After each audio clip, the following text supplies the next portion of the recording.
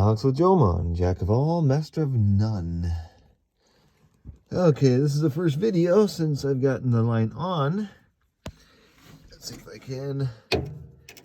Alright, so behind this plate right here, and actually attached to the other side, or the front side, with that bolt, and there's one hiding barely in the shadow right there.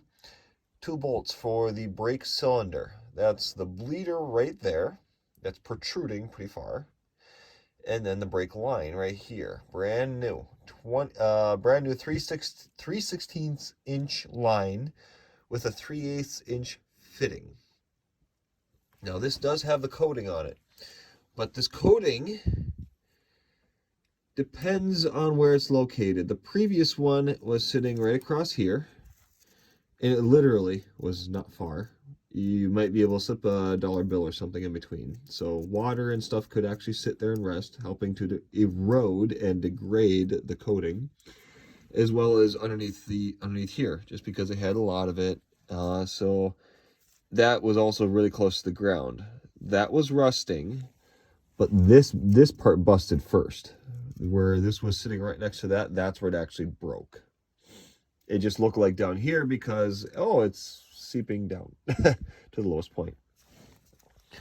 So I've got this connected up into the distributor block. As far as I'm aware, for my braking system, I got 2 hoses or 2 lines that come off the master cylinder. One goes down to the front and then hits a distributor block. One to the right, one to the left tire. And then the second one that comes down from the master cylinder goes down and heads back here. And there is a flex fitting right here. That's what you see. Fastens up there onto the frame, just out of sight. You might barely be able to see that hose up there in the darkness. And then the other end of the distributor block is down here because this is going to move. The frame is going to move separately from the axle. And you need flex.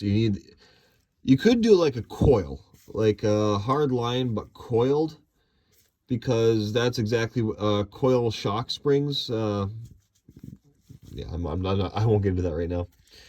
But this one, I can't see it. I do know it goes to this distributor block, and I believe, yeah, I can see it. I can see it on the back side. One goes to the other side, and this one goes to this tire. So I got back from work on Sunday, and I was slowing down, and then I was actually over halfway slowed down.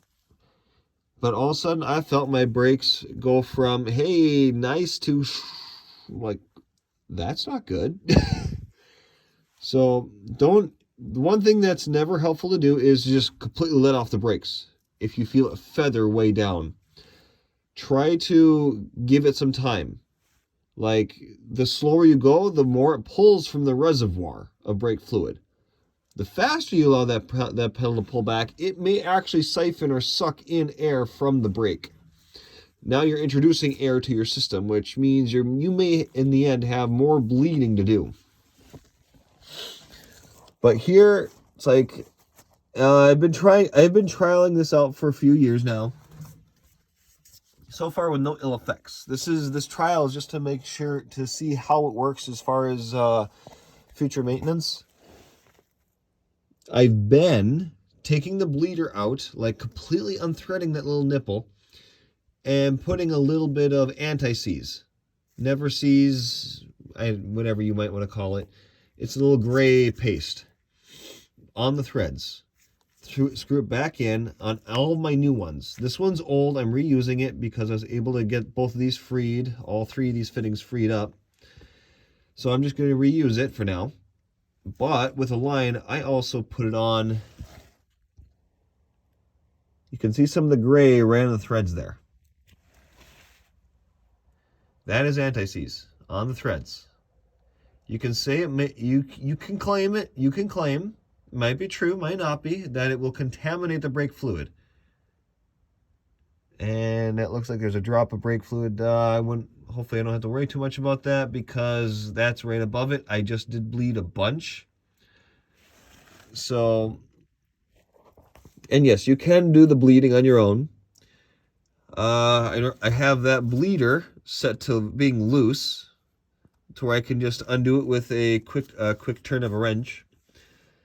But then I get up, go into my cab, because with it shut, not open, with as long as the thing is lightly screwed in and snug, I give the brake pedal 3 good pushes. And then on the last or the third good push, hold it. Find some way to prop it in there. I've got 2 blocks of wood, one sitting nice and vertical against my seat, the other one pushed against the brake pedal. And then I come back here, take that wrench, prop that bleeder loose, and let the fluid flow out. Now, if you have the air in the system, it's going to sputter like...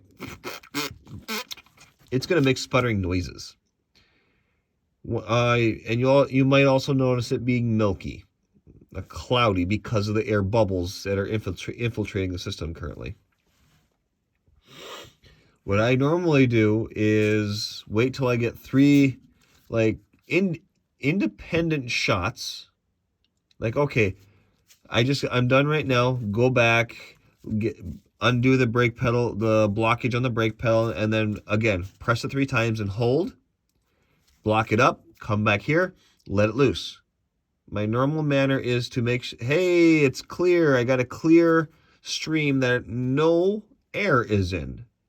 And I normally like to go 2 or 3 full shots like that. 3 full shots of nothing but brake fluid coming out is what I prefer. Because, okay, now let's go take it for a spin. See how the brakes operate. If I'm not getting any air by the third straight push, there likely is very little, if any, air left in the system. So that's for me. That's how I do it. And one of the downsides to dealing with brake lines that are at least 5 years old, even with this anti-coating on them, or anti-rust coating, is the fittings right there are pinning the end in. It's like pushing. They're a flare fitting, a type of flare fitting or bubble fitting.